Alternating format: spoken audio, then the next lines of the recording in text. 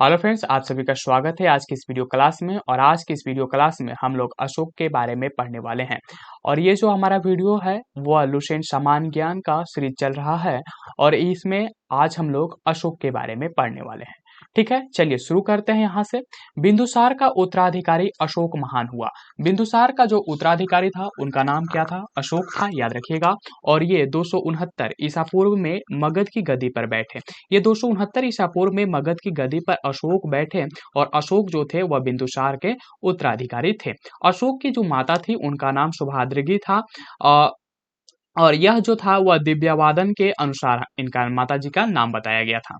ठीक है, राजगद्दी पर बैठने के समय अशोक अवंती का राज्यपाल था। देखिए, राजगद्दी पर बैठने के समय अशोक जो था वह कहाँ का राज्यपाल था? अवंती का राज्यपाल था। याद रखिएगा कि अवंती का राज्यपाल जो कि अशोक था और वह 269 ईसा पूर्व में मगध की गद्दी पर बैठा और यह बिंदुसार का उत्तराधिकारी बना। चलिए आगे बढ़ते हैं। मास्की एवं गुर्जरा अभिलेख में अशोक का नाम अशोक मिलता है। दो अभिलेखों में मास्की और गुर्जरा जो अभिलेख हैं उसमें अशोक का नाम अशोक ही मिलता है। ठीक है, ध्यान रखिएगा। दो ऐसे अभिलेख हैं, मास्की और गुर्जरा, ठीक है, जिसमें अशोक का नाम अशोक मिलता है। चलिए आगे बढ़ते हैं। पुराणों में अशोक को अशोकवर्धन कहा गया है। देखिए, पुराणों में अशोक को अशोकवर्धन कहा गया है। ठीक है, याद रखिएगा कि पुराणों में अशोक को अशोकवर्धन कहा गया है और दो अभिलेख है, मास्की और गुर्जरा, जिसमें अशोक का नाम अशोक ही मिलता है। इस बात को ध्यान रखिएगा। अशोक ने अपने अभिषेक के 8 वर्ष बाद, ठीक है, लगभग 261 ईसा पूर्व में कलिंग पर आक्रमण किया। ठीक है, कितने वर्ष बाद? 8 वर्ष बाद उसने कलिंग पर आक्रमण किया और कलिंग की राजधानी तोसली पर अधिकार कर लिया। उसने कलिंग की राजधानी जो कि तोसली थी उस पर अधिकार कर लिया और इसका जो उल्लेख मिलता है वह 13वें शिलालेख में मिलता है। ठीक है, यानी कि इस युद्ध को, कलिंग युद्ध के बारे में जो अभिलेख मिलता है वह अशोक के 13वें शिलाभिलेख में से मिलता है। तो ये कई बार सवाल आ जाते हैं कि कलिंग विजय के बारे में या कलिंग युद्ध के बारे में अशोक के किस शिलालेख से जानकारी मिलती है, तो वह 13वां शिलालेख था। ठीक है, याद रखिएगा, 13वां शिलालेख। और यह अपने राजाभिषेक के 8 वर्ष के बाद इस युद्ध को करता है। ठीक है, अब यहाँ पर है कि प्लिनी का कथन है कि मिस्र का राजा फिलाडेल्फस जो कि टॉलमी द्वितीय है, ठीक है, ने पाटलिपुत्र में डियानीसियस नामक एक राजदूत भेजा था और जो कि अशोक के दरबार में, ठीक है, यह अशोक के दरबार में, देखिए याद रखिएगा कि अशोक के दरबार में जो टॉलमी द्वितीय था उसने पाटलिपुत्र में, ठीक है, पाटलिपुत्र में डियानीसियस नाम का एक राजदूत भेजा था। उस राजदूत का नाम क्या था? डियानीसियस। ठीक है, याद रखिएगा, डियानीसियस। चलिए आगे बढ़ते हैं। यहाँ पर है कि जो उपगुप्त नामक बौद्ध भिक्षु ने अशोक को बौद्ध धर्म की शिक्षा दी।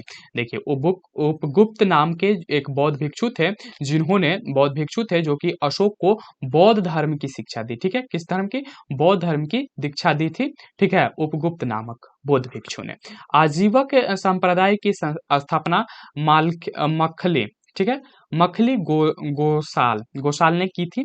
ठीक है, इनका नाम था मखली गोसाल, जो कि किस संप्रदाय को स्थापना किया था? तो आजीवक संप्रदाय की स्थापना मखली गोसाल ने की थी। अशोक एक उपासक के रूप में अपने राज्याभिषेक के 10वें वर्ष, बोध गया के 12वें वर्ष निगाली सागर, ठीक है, निगाली सागर की एवं 20वें वर्ष में लुम्बिनी की यात्रा की। देखिए, उन्होंने राज्याभिषेक एक उपासक के रूप में उन्होंने राज्याभिषेक के 10वें वर्ष में बोध गया की और 12वें वर्ष में निगालिनी, ठीक है, निगाली सागर की इन्होंने यात्रा की एवं 20वें वर्ष में उन्होंने लुम्बिनी की यात्रा की। यानी कि इन्होंने 3 यात्राएं की, एक 10 वर्ष अपने राज्याभिषेक के 10 वर्ष बाद, एक 12 वर्ष बाद और एक 20 वर्ष बाद। ठीक है, अशोक ने आजीवकों को रहने हेतु बाबर की पहाड़ियों पर बराबर, ठीक है, यहाँ पर है बराबर, ठीक है, ठीक है, बराबर की पहाड़ियों में 4 गुफाओं का निर्माण करवाया। इन्होंने 4 गुफाओं का निर्माण करवाया था। ठीक है, एक है कर्ज दूसरा है चौपार, तीसरा है सुदामा और चौथा विश्व झोपड़ी है। ठीक है, यह प्रसिद्ध है विश्व झोपड़ी। आप याद रखिएगा कि इन्होंने चार जो रहने के लिए चार गुफाओं का निर्माण करवाया था। पहला है कर्ज, दूसरा है चौपार, तीसरा है सुदामा और चौथा है विश्व झोपड़ी। अशोक के पौत्र दशरथ ने आजीविकों को नागार्जुन गुफा प्रदान की थी। अशोक के जो पुत्र थे दशरथ, उन्होंने आजीविकों को रहने के लिए नागार्जुन गुफा प्रदान की थी और अशोक जो थे वो चार गुफाओं का निर्माण किए थे और वो चार गुफाओं के नाम इस तरह हैं: कर्ज, चौपार, सुदामा तथा विश्व झोपड़ी। और जो अशोक के पुत्र थे नागार्जुन, ठीक है, नागार्जुन गुफा उन्होंने प्रदान की थी। अशोक के पौत्र का नाम क्या था? दशरथ था। याद रखिएगा कि अशोक के पौत्र का नाम दशरथ था। अशोक के 7वें स्तंभ लेख से, ठीक है, अशोक के 7वें स्तंभ लेख से आजीविकों का उल्लेख किया गया है तथा महामात्रों को आजीविकों के हित का ध्यान रखने के लिए कहा गया है।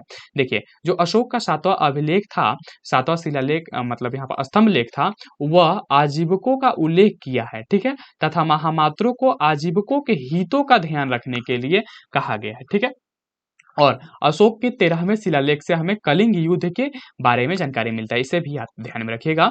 अशोक ने बौद्ध धर्म के प्रचार के लिए अपने पुत्र महेंद्र एवं पुत्री संघमित्रा को श्रीलंका भेजा। ध्यान में रखिएगा कि अशोक जो थे अपने बौद्ध धर्म के प्रचार के लिए, ठीक है, बौद्ध धर्म के प्रचार के लिए अपने पुत्र महेंद्र एवं पुत्री संघमित्रा, ठीक है, उनकी पुत्री का नाम था संघमित्रा, को कहाँ भेजा? श्रीलंका भेजा था। ठीक है, बौद्ध परंपरा और उसकी लिपियों के परंपरा यहाँ पर होना चाहिए। बौद्ध परंपरा और उसके लिपियों के अनुसार अशोक ने 84,000, ठीक है, स्तूपों का निर्माण करवाया। यहाँ पर कितने? 84,000, ठीक है, याद रखिएगा, 84,000 स्तूपों का निर्माण करवाया। तो यहाँ पर आप ध्यान रखिएगा कि इन्होंने जो था बौद्ध परंपरा, ठीक है, परंपरा ही है, बौद्ध परंपरा और उसके लिपियों के अनुसार अशोक ने 84,000 स्तूपों का निर्माण करवाया था। ठीक है, कितने? 84,000 जो स्तूप का निर्माण अशोक ने करवाया था। चलिए आगे बढ़ते हैं। भारत में शिलालेख का प्रचलन सर्वप्रथम अशोक ने किया था। ठीक है, भारत में जो शिलालेख का जो प्रचलन था वह सर्वप्रथम अशोक ने ही किया था। ठीक है, शिलालेख का जो प्रचलन था सर्वप्रथम अशोक ने किया था। और अशोक के शिलालेखों में ब्राह्मी, खरोष्टी, ग्रीक एवं अरमाइक लिपि का प्रयोग हुआ था। देखिए, जो अशोक थे उनके शिलालेखों में चार तरह के भाषाएं मिलते हैं। पहला है ब्राह्मी, दूसरा है खरोष्टी, तीसरा है ग्रीक और चौथा है अरमाइक भाषा। ये चार प्रकार के भाषाएं इनके शिलालेखों में मिलते हैं। ठीक है, और इन्होंने अपने पुत्र और पुत्री को जो कि श्रीलंका भेजे थे बौद्ध धर्म के प्रचार के लिए। तो आपको बताना है कि उनकी पुत्री का नाम क्या था, अभी आपने पढ़ा है ऊपर। ठीक है, लिपि का प्रयोग किया था उन्होंने। अपने अशोक के जो शिलालेख थे उसमें चार लिपि थे: ब्राह्मी, खरोष्टी, ग्रीक और अरमाइक। ठीक है, ग्रीक एवं अरमाइक लिपि का जो अभिलेख है वो अफगानिस्तान से, ठीक है, ध्यान रखिएगा कि ग्रीक और अरमाइक जो था वह कहाँ से मिला? अफगानिस्तान से मिला। और खरोष्टी लिपि का जो अभिलेख था वह उत्तर पश्चिम पाकिस्तान से मिला। ठीक है, जो खरोष्टी लिपि का जो अभिलेख था वह उत्तर पश्चिम पाकिस्तान से मिला और शेष भारत से ब्राह्मी लिपि के अभिलेख मिले हैं। तो याद रखिएगा कि जो ग्रीक और अरमाइक भाषा के अभिलेख थे वह अफगानिस्तान से मिले थे और खरोष्टी लिपि का जो अभिलेख था वह उत्तर पश्चिम पाकिस्तान से मिला था और शेष जो था वह भारत से ब्राह्मी लिपि के अभिलेख मिले हुए हैं। याद रखिएगा। ठीक है, यहाँ पर नोट देकर लिखा हुआ है कि खरोष्टी लिपि दाईं से बाईं ओर लिखी जाती थी। ध्यान में रखिएगा कि जो खरोष्टी लिपि है वह दाईं से बाईं की ओर लिखी जाती थी। ठीक है, अशोक के अभिलेखों को तीन भागों में बांटा जा सकता है। देखिए, जो अशोक के अभिलेख हैं उनको तीन भागों में हम लोग बांट सकते हैं। पहला है शिलालेख, दूसरा है स्तंभलेख तथा तीसरा है गुहालेख। ठीक है, पहला है शिलालेख, दूसरा है स्तंभलेख और तीसरा है गुहालेख। ध्यान में रखिएगा। चलिए, अशोक के शिलालेखों की खोज 1750 ईस्वी में ठीक है, पाद्रेटी फेंथेलर, ठीक है, इनका नाम था पाद्रेटी फेंथेलर ने की थी और इनकी संख्या 14 है।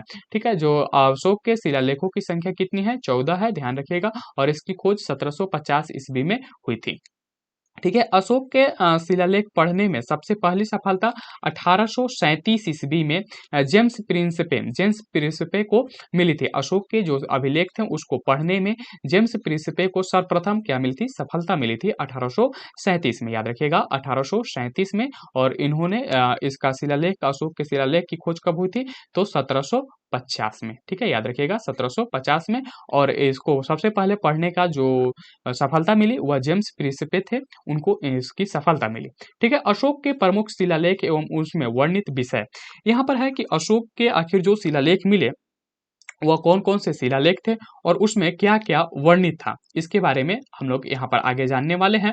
तो यहाँ पर देखिए पहला शिलालेख है, इसमें पशु बलि की निंदा की गई है। देखिए सीधा सवाल आता है कि पशु बलि की निंदा अशोक के किस अभिलेख से किया गया है, तो पहला शिलालेख था। ठीक है, पहला शिलालेख से अशोक ने पशु बलि की निंदा की थी। ठीक है। और दूसरा शिलालेख में है कि उसमें अशोक ने मनुष्य एवं पशु दोनों की चिकित्सा व्यवस्था का उल्लेख किया है। अशोक के दूसरे शिलालेख में क्या है कि मनुष्य और पशु, ठीक है, मनुष्य और पशु दोनों की चिकित्सा, ठीक है, चिकित्सा व्यवस्था का उल्लेख किया है। ठीक है। और तीसरा शिलालेख है कि इसमें राजकीय राजकीय अधिकारियों को यह आदेश दिया गया है कि वे हर 5वें वर्ष के उपरांत दौरे पर जाएं, और इस शिलालेख में कुछ धार्मिक नियमों का भी उल्लेख किया गया है। तो तीसरा शिलालेख में है कि वहां पर जो राजकीय अधिकारी हैं उनको हर एक 5 वर्ष पर, यानी कि प्रत्येक 5 वर्ष पर दौरे पर जाने के लिए बताया गया है, और इसमें कुछ धार्मिक नियमों का भी उल्लेख है। चौथा शिलालेख के बारे में अगर बात करें तो इस शिलालेख में जो था भेरी घोष की जगह धम घोष की घोषणा की गई थी। ठीक है, इसमें भेरी घोष की जगह क्या था, धम घोष की घोषणा की गई थी। पांचवा शिलालेख को आप ध्यान में रखिएगा कि इस शिलालेख में धर्म महामात्रों की नियुक्ति के विषय में जानकारी मिलती है। ठीक है, जो पांचवा शिलालेख था उसमें धर्म महामात्रों की नियुक्ति के विषय में हमें जानकारी मिलता है। जो छठा शिलालेख है इसमें आत्म नियंत्रण की शिक्षा दी गई है। जो छठा शिलालेख था इसमें आत्म नियंत्रण, ठीक है, आत्म नियंत्रण की शिक्षा दी गई थी। ठीक है। और वहीं अगर सातवां एवं आठवां शिलालेख की बात करें तो इसमें अशोक की 3 तीर्थ यात्राओं का उल्लेख किया गया है। ठीक है। अब आपको बताना है कि अशोक ने अपने राज्य अभिषेक के कितने कितने वर्षों के बाद ये तीनों यात्राएं की थी। आप अभी शुरू में ही पढ़े हैं, उसे आप नीचे कमेंट बॉक्स में लिखिएगा। ठीक है। नावा शिलालेख है। ठीक है, नावा शिलालेख है, इसमें सच्ची भेंट तथा सच्चे शिष्टाचार का उल्लेख किया गया है। जो नावा शिलालेख है इसमें क्या कहा गया है, सच्ची भेंट क्या होगा और सच्चे शिष्टाचार क्या होगा, इसका उल्लेख किया गया है। और 10वां शिलालेख में इसमें अशोक ने आदेश दिया है कि राजा तथा उच्च अधिकारी हमेशा प्रजा के हित में सोचे। ठीक है, ये देखिए जो 10वां शिलालेख है ये बहुत इंपॉर्टेंट हो जाता है, क्योंकि इसमें जो अशोक ने आदेश दिया था कि राजा तथा उच्च अधिकारी, ठीक है, जो उच्च अधिकारी होंगे वह हमेशा क्या करेंगे, प्रजा के हित में सोचेंगे। 11वां शिलालेख की बात करें तो इसमें धम्म की व्याख्या की गई है। 11वां शिलालेख में धम्म की व्याख्या की गई है। वहीं अगर 12वां शिलालेख की बात करें तो इसमें स्त्री महामात्रों की नियुक्ति एवं सभी प्रकार के विचारों के सम्मान की बात कही गई है। 13वां शिलालेख में कलिंग युद्ध का वर्णन किया गया है, जो कि हम लोग पहले भी पढ़े हैं कि इसमें कलिंग युद्ध के बारे में बताया गया है। ठीक है, चलिए आगे बढ़ते हैं।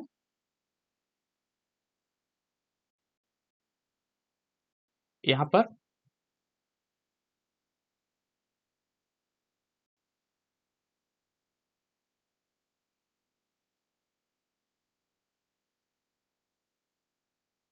जो 13वां शिलालेख था उसमें क्या था, कलिंग युद्ध के बारे में बताया गया था। ठीक है, यहाँ पर हम थे। ठीक है, तो 13वां शिलालेख जो था इसमें कलिंग युद्ध का वर्णन एवं अशोक के हृदय परिवर्तन की बात कही गई है, और इसी में 5 यवन राजाओं के नामों का उल्लेख है। देखिए इसमें कलिंग युद्ध के बारे में बताया गया है, साथ ही साथ इसमें 5 यवन राजाओं का भी उल्लेख है, जहां इसमें धर्म प्रचारक भेजे हैं, जहां उसने प्रचारक भेजे थे। ठीक है, 14वां जो शिलालेख था उसमें अशोक ने जनता को धार्मिक जीवन बिताने के लिए प्रेरित किया था। देखिए 14वां शिलालेख, अशोक के 14वां शिलालेख में अशोक ने जनता को धार्मिक जीवन व्यतीत करने के लिए प्रेरित किया था। तो ये थे 14 शिलालेख, और आपको यहाँ पर बताया गया था कि उसमें क्या क्या लिखा था, क्या क्या उसका वर्णन था। अब हम लोग बात करेंगे अशोक के स्तंभों की, और अशोक के स्तंभ लेखों की जो संख्या है वह 7 है, जो केवल ब्राह्मी लिपि में लिखी गई है। यह 6 अलग अलग स्थानों से प्राप्त हुए हैं। देखिए ये जो थे ये 6 अलग अलग स्थानों से प्राप्त हुए हैं, और ये किस भाषा में लिखे हुए हैं, तो ब्राह्मी लिपि में लिखे हुए हैं। ठीक है, तो चलिए इन्हें भी हम लोग देख लेते हैं कि ये कौन थे और ये कहाँ से प्राप्त हुए हैं। ठीक है, तो चलिए शुरू करते हैं। देखिए यहाँ पर प्रयाग स्तंभ लेख, देखिए यहाँ पर जहाँ पर स्तंभ मिला है उन्हीं के नाम पर इन स्तंभों का नामकरण कर दिया गया है। जैसे प्रयाग, ठीक है, प्रयाग स्तंभ लेख है। यह पहले कौशाम्बी में स्थित था। यह जो अभिलेख था वह कहाँ स्थित था, कौशाम्बी में स्थित था। याद रखिएगा कि यह कौशाम्बी में स्थित था, और इस स्तंभ लेख को अकबर ने इलाहाबाद के किले में स्थापित कराया था।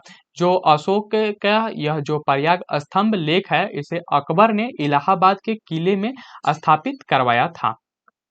चलिए आगे बढ़ते हैं। दिल्ली टोपरा, ठीक है, दिल्ली टोपरा जो था यह स्तंभ लेख फिरोज शाह तुगलक के द्वारा टोपरा से दिल्ली लाया गया था। यहाँ पर देखिए फिरोज शाह तुगलक जो थे इन्होंने इसे टोपरा से कहाँ लाया था, दिल्ली लाया था, इसीलिए दिल्ली टोपरा इसका नाम पड़ गया। ठीक है, चलिए आगे बढ़ते हैं। तीसरा है दिल्ली मेरठ है, पहले मेरठ में स्थित था। यह स्तंभ लेख फिरोज शाह द्वारा दिल्ली लाया गया। ठीक है, देखिए दिल्ली से मेरठ, यहाँ पर क्या हुआ, यहाँ पर यह पहले कहाँ था, मेरठ में स्थित था, और मेरठ से उठाकर कहाँ लाया गया, दिल्ली लाया गया। तो यहाँ पर इसको भी किसने लाया, फिरोज शाह के द्वारा ही लाया गया इसको भी। चलिए आगे बढ़ते हैं। रामपुरवा, यह स्तंभ लेख चंपारण में स्थित था।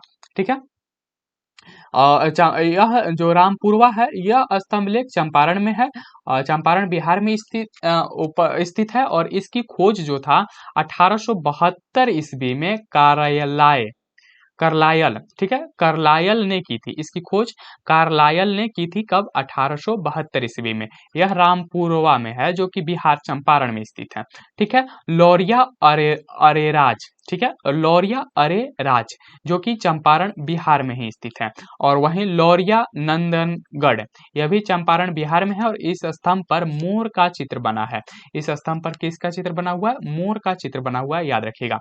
कौशाम्बी अभिलेख को रानी का अभिलेख कहा गया है। जो कौशाम्बी अभिलेख था उसको रानी का अभिलेख कहा गया है, और अशोक के 7वां अभिलेख सबसे बड़ा सबसे लंबा है। ठीक है, यहाँ पर बताया गया है कि अशोक का जो 7वां अभिलेख है सबसे लंबा है। याद रखिएगा कि अशोक का 7वां जो लेख है वह सबसे लंबा है। ठीक है, यहाँ पर कुछ मौर्य प्रांत दिए हुए हैं और उसकी राजधानी दिया हुआ है, तो इसे भी हम लोग देखते हुए चलेंगे। पहला है उत्तरापथ, ठीक है, उत्तरापथ, तो यह तक्षशिला इसकी राजधानी था। वही था अवंती राष्ट्र, इसका उज्जयिनी था, और कालिंग का तो आपको याद ही होगा तूसली था, और दक्षिणापथ का सुवर्णगिरी था। ठीक है, सुवर्णगिरी था, और प्रासी यानी कि पूर्वी प्रांत जो कि पाटलिपुत्र, पाटलिपुत्र कहाँ है, बिहार में है, और इसे पटना के नाम से भी जाना जाता है। चलिए आगे बढ़ते हैं। अशोक का सबसे छोटा, यहाँ पर हम लोगों ने पढ़ा था कि अशोक का सबसे बड़ा 7वां अभिलेख है। ठीक है, और वहीं अगर बात करें कि अशोक का सबसे छोटा स्तंभ लेख रुम्मीदेई है। ठीक है, इसी में लुम्बिनी में धम्म यात्रा के दौरान अशोक द्वारा भू राजस्व की, ठीक है, भू राजस्व की दर घटा देने की घोषणा की गई थी। ठीक है, किस अभिलेख में, इसमें जो कि ये अशोक का सबसे छोटा स्तंभ लेख जो था वह रुम्बिदेई था, और इसी में भू राजस्व की दर को घटा देने की घोषणा की गई थी। प्रथम पृथक शिलालेख में यह घोषणा की गई, ठीक है, की गई है कि सभी मनुष्य मेरे बच्चे हैं। जो प्रथम पृथक शिलालेख है इसमें यह घोषणा किया गया है अशोक के द्वारा कि सभी मनुष्य मेरे बच्चे हैं। अशोक का सार एक कुना, ठीक है, अशोक का सार एक कुना, ठीक है, कंदहार कंदहार अभिलेख ग्रीक एवं आर्मेइक भाषाओं में से प्राप्त हुआ था। तो सार एक कुना जो था वह कंदहार, ठीक है, इसको कंदहार भी बोलते हैं, कंदहार अभिलेख जो कि ग्रीक और एवं अरमाइक, ठीक है, अरमेइक भाषाओं में प्राप्त हुआ था। याद रखिएगा, ग्रीक और अरमेइक भाषा में। साम्राज्य में मुख्यमंत्री एवं पुरोहित की नियुक्ति के पूर्व उनके चरित्रों को काफी जांचा परखा जाता था, जिसे उपाधा परीक्षण कहा जाता था। देखिए, साम्राज्य में जब भी मुख्यमंत्री एवं उनके पुरोहित हुआ करते थे, उनकी नियुक्ति के पूर्व उनके चरित्र को जांचा परखा जाता था, काफी जांचा परखा जाता था और इस प्रक्रिया को उपधा परीक्षण कहा जाता था। ध्यान में रखिएगा कि इस प्रक्रिया को क्या कहा जाता था, उपधा परीक्षण। चलिए आगे बढ़ते हैं। यहाँ पर है कि सम्राट की सहायता के लिए एक मंत्री परिषद होती थी।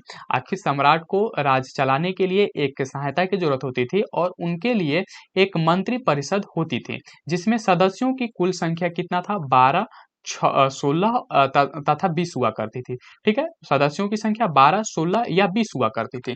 इसमें से कोई एक हो सकता है, या तो 12 थे या 16 थे या 20। ठीक है।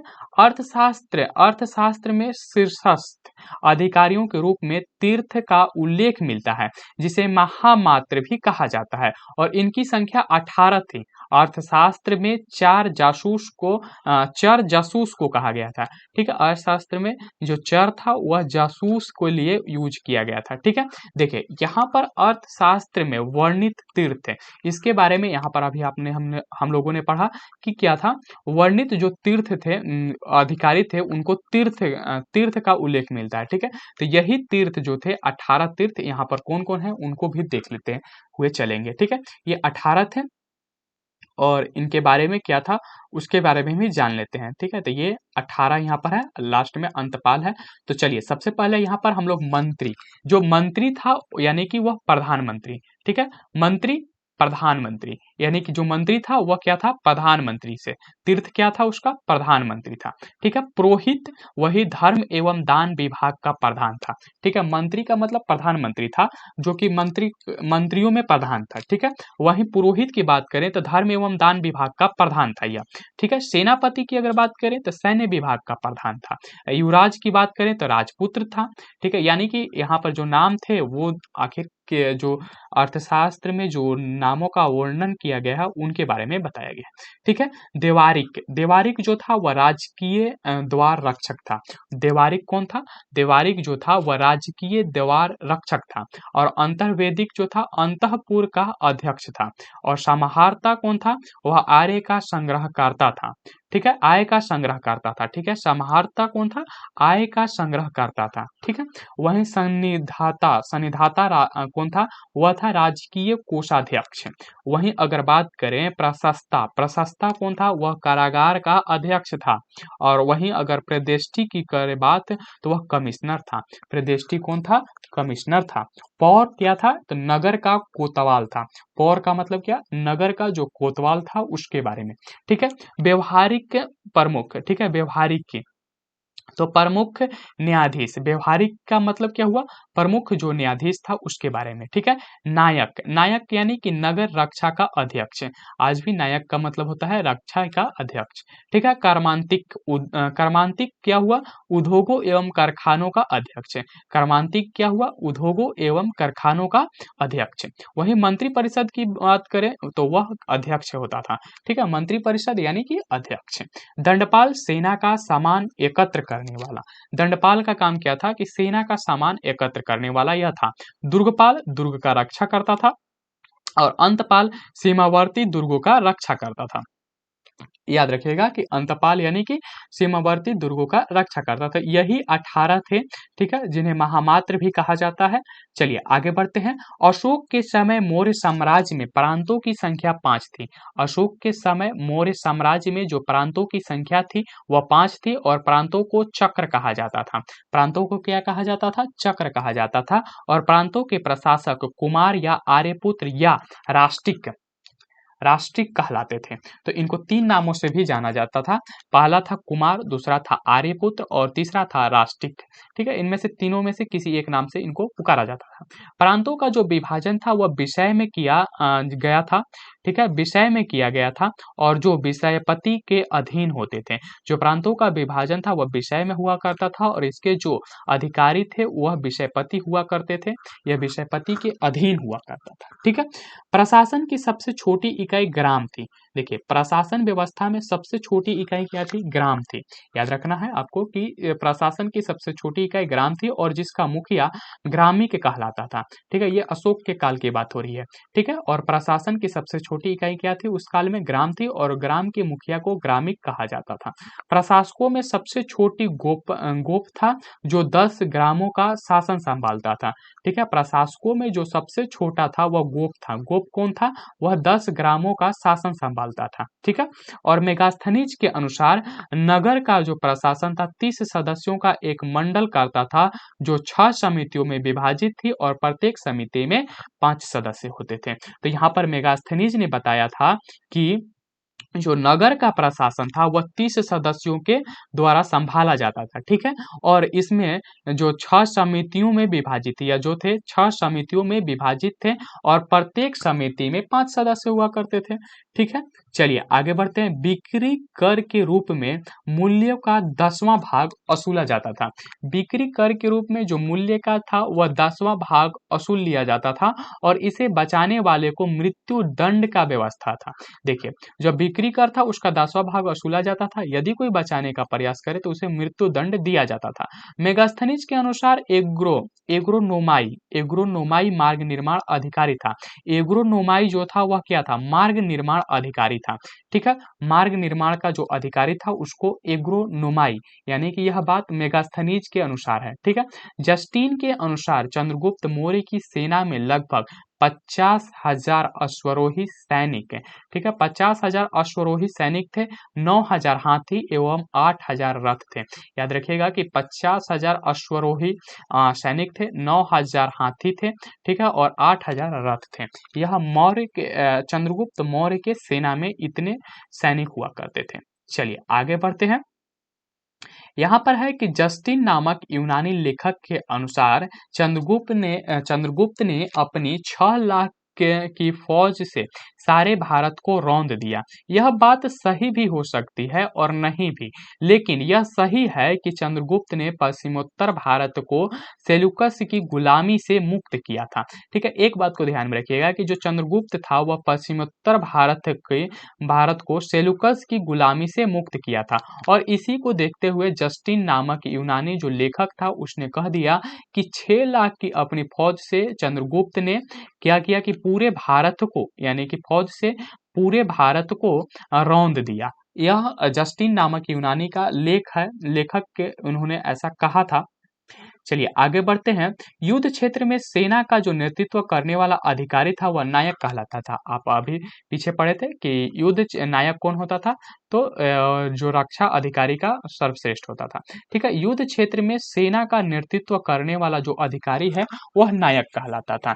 सैन्य विभाग का सबसे बड़ा अधिकारी सेनापति होता था। ठीक है, सैन्य विभाग का जो सबसे बड़ा अधिकारी वह कौन होता था? सेनापति हुआ करता था।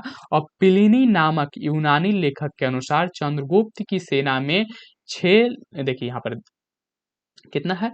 6 लाख। ठीक है, 6 लाख पैदल सिपाही, 30,000 घुड़सवार और 9,000 हाथी थे। ठीक है, तो इतने थे चंद्रगुप्त की सेना में। ठीक है, आगे बढ़ते हैं। मेगास्थनीज के अनुसार मौर्य सेना का रख रखाव 5 सदस्यीय 6 समितियां करती थी। मेगास्थनीज जो थे उनके अनुसार क्या था कि जो मौर्य सेना का रख रखाव था वह 5 सदस्यों वाली एक समितियां थी, और जो कि 6 समितियों की। देखिए यहाँ पर कहा गया है कि मेगास्थनीज के अनुसार मौर्य सेना का रख रखाव 5 सदस्यीय, ठीक है, 6 समितियां करते थे, यानी कि 5 सदस्य के 5-5 सदस्य के 6 समितियां बनी हुई थी। वही सेना का जो रख रखाव उनके बारे में किया करती थी। ठीक है, यह मेगास्थनीज का कहना था। ठीक है, यहाँ पर एक ब्लॉग दिया हुआ है, इसे भी देख लेते हैं। प्रशासनिक समिति एवं उसके कार्य। जो प्रशासनिक समिति थे उनके क्या कार्य थे? तो यहाँ पर प्रथम जो समिति था उसका काम था उद्योग एवं शिल्प कार्यों का निरीक्षण करना। प्रथम समिति का काम था उद्योग एवं शिल्प कार्य का निरीक्षण करना। द्वितीय समितियों का काम था विदेशियों की देखरेख करना। ठीक है, और तृतीय का जो था वह जन्म मरण का विवरण रखना। देखिए यहाँ पर उद्योगों के बारे में भी रखा जा रहा था, विदेशियों पर भी नजर रखा जा रहा था, साथ में जन्म मरण पर भी ध्यान दिया जा रहा था। आगे है कि चतुर्थ व्यापार एवं वाणिज्य की देखभाल भी करते थे। वहीं पंचम की बात करें, पंचम समितियों की, तो यह निर्मित वस्तुओं के क्रय विक्रय को निर्धारित करते थे। और षष्ठ समिति समिति जो थी वह बिक्री कर वसूला करती थी, और जो यह 10वां भाग वसूलती थी, और जो इसे चुराने का छुपाने का प्रयास करती थी उसे मृत्यु दंड भी दिया जाता था। आपने इसे पीछे पढ़ा था। चलिए, यहाँ पर हम लोग बढ़ते हैं। मौर्य प्रशासन में गुप्तचर विभाग यानी कि महामर्त्य सर्प नामक अमर्त्य के अधीन था। याद रखिएगा कि मौर्य प्रशासन में गुप्तचर जो विभाग था वह महामर्त्य सर्प नामक अमर्त्य के अधीन था। अर्थशास्त्र में गुप्तचर को गूढ़ पुरुष कहा गया है तथा यह एक ही स्थान पर रहकर कार्य करने वाले गुप्तचर को संस्था कहा गया है। देखिए, जो अर्थशास्त्र था उसमें गुप्तचर को गूढ़ पुरुष कहा गया था और एक ही स्थान पर रहकर कार्य करने वाले गुप्तचरों को संस्था कहा गया था। ठीक है, एक स्थान से दूसरे स्थान पर भ्रमण करके कार्य करने वाले गुप्तचर को संचार कहा गया था। ठीक है, संचार एक को संचार कहा गया था जो कि एक जगह से दूसरे जगह जाया करते थे, और जो एक ही स्थान पर रहकर अपने काम को अंजाम देते थे गुप्तचर, उनको संस्था के नाम से जाना जाता था। ठीक है, यहाँ पर देखिए, यहाँ पर भी कुछ ब्लॉक दिए हुए हैं, इसे भी देख लेते हैं। यहाँ पर है सैन्य समिति एवं उनके कार्य। अगर समिति इधर दिया हुआ है, कार्य इधर दिया हुआ है। ठीक है, जो प्रथम समिति थी वह जल सेना की व्यवस्था को देखती थी। ठीक है, और द्वितीय जो समिति थी वह थी यातायात एवं रसद की व्यवस्था। ठीक है, यातायात एवं राशन की और जाने आने की और रसद की जो व्यवस्था थी उसको द्वितीय समिति संभालती थी। तृतीय जो समिति थी वह पैदल सिपाहियों की देखरेख किया करती थी, और चतुर्थ समिति जो थी वह अश्वरोहियों की सेना की देखरेख करती थी, और जो पांचवा समिति थी वह गज सेना की देखरेख करती थी, और जो षष्ठ समिति थी वह रथ सेना की देखरेख करती थी। तो ये 6 समितियों के बारे में यहाँ पर बताया गया है। ठीक है, कि वह क्या करते थे और उनका क्या कार्य था। चलिए, अशोक के समय जनपदीय न्यायालय के न्यायाधीश को राजुक कहा जाता था। देखिए, अशोक के जब समय की बात हो रही है तो अशोक के समय जो जनपदीय न्यायालय, ठीक है, जो जनपदीय न्यायालय के न्यायाधीश हुआ करते थे उनको राजुक कहा जाता था। ठीक है, सरकारी भूमि को सीता भूमि कहा जाता था। अशोक के काल में सरकारी भूमि को सीता भूमि कहा जाता था, और बिना वर्षा के अच्छी खेती होने वाली भूमि को अदेव मातृक कहा जाता था। अदेव मातृक कहा जाता था, जहां पर बिना वर्षा का ही खेती हो जाया करता था। ठीक है, मेगास्थनीज ने भारतीय समाज को 7 वर्गों में विभाजित किया। देखिए, मेगास्थनीज जो थे उन्होंने भारतीय समाज को 7 भागों में बांटा। पहले भाग को उन्होंने दार्शनिक कहा, दूसरे भाग को उन्होंने किसान कहा, तीसरे भाग को अहीर कहा, चौथे भाग को कारीगर कहा, पांचवें भाग को सैनिक कहा, छठे भाग को निरीक्षक और सातवें भाग को सभासद कहा। तो इन्होंने भारतीय समाज को 7 भागों में विभाजित किया। इसे एक बार और देख लेते हैं। पहले को दार्शनिक, दूसरे को किसान, तीसरे को अहीर, चौथे को कारीगर, और पांचवा भाग जो था सैनिक, छठा भाग निरीक्षक और सातवां भाग सभासद। तो इन्होंने 7 भागों में 7 वर्गों में भारतीय समाज को बांटा और उसके बारे में देखा और लिखा। चलिए आगे बढ़ते हैं। स्वतंत्र वेश्यावृत्ति को अपनाने वाली महिला रूपा जीवा कहलाती थी। देखिए, स्वतंत्र वेश्यावृत्ति को जो अपना लेती थी महिला उसको रूपा जीवा कहा जाता था। ठीक है, नंद वंश के विनाश करने में चंद्रगुप्त मौर्य ने कश्मीर के राजा प्रवर्तक से सहायता प्राप्त की। तो आपको याद रखना होगा कि नंद वंश के विनाश के लिए चंद्रगुप्त मौर्य ने कश्मीर के राजा प्रवर्तक का सहायता लिया। ठीक है, प्रवर्तक की सहायता से उन्होंने नंदवंश का विनाश किया। मौर्य शासन 137 वर्षों तक रहा। ठीक है, मौर्य का जो शासन था 137 वर्षों तक रहा, और भागवत पुराण के अनुसार मौर्य वंश के में 10 राजा हुए, जबकि वायु पुराण के अनुसार 9 राजा हुए। देखिए, याद रखिएगा कि भागवत पुराण के अनुसार जो मौर्य वंश में 10 राजा हुए, और वहीं अगर बात करें वायु पुराण की तो वायु पुराण के अनुसार 9 राजा हुए। आपको ध्यान रखना होगा। ठीक है, मौर्य वंश का अंतिम शासक वृद्धरथ था, और उसकी हत्या उसके सेनापति पुष्यमित्र शुंग ने 185 ईसा पूर्व में कर दी थी, और मगध पर शुंग वंश की नींव डाली। यानी कि मौर्य वंश के बाद शुंग वंश की नींव मगध पर रखा गया। ठीक है, अशोकाराम बिहार पाटलिपुत्र में है। ठीक है, अशोकाराम बिहार जो है वह कहाँ है? पाटलिपुत्र में है और पाटलिपुत्र बिहार में पड़ता है। ठीक है, याद रखिएगा, बिहार राज्य का नाम है और यह विहार यानी कि जो बौद्ध विहार हुआ करते थे उनके बारे में बताया जा रहा है। तो अशोकाराम विहार जो है वह पाटलिपुत्र में स्थित है। तो ये थे अशोक के बारे में लुसेंट में जो आपको बताया गया था। अगला हमारा जो चैप्टर होगा यानी कि वीडियो का जो अगला भाग आएगा वह होगा ब्राह्मण साम्राज्य, जिसमें हम लोग शुंग एवं कर्ण राजवंश के बारे में पढ़ेंगे। शुंग वंश की देखिए यहाँ पर न्यू आपको बताया गया है कि शुंग एक दूसरे से चैप्टर जुड़े हुए हैं, लिंक है। ठीक है, तो शुंग वंश की न्यू कौन डाला था? पुष्यमित्र शुंग यहाँ पर है और यह कौन था? विद्रथ का सेनापति। और आगे हम लोग इसके बारे में जानेंगे, ब्राह्मण साम्राज्य के बारे में, और जिसमें हम लोग विशेष चर्चा करेंगे शुंग वंश एवं कर्ण राजवंश के बारे में। तो यदि आप इस वीडियो सीरीज को देखना चाहते हैं तो हमारे चैनल को सब्सक्राइब कर लीजिए। अगर ये वीडियो आपको हेल्पफुल लगे और आपको पसंद आए तो हमारे वीडियो को लाइक कीजिए, अपने दोस्तों के साथ जरूर शेयर कीजिए। तो मिलते हैं अगले वीडियो में अगले टॉपिक के साथ।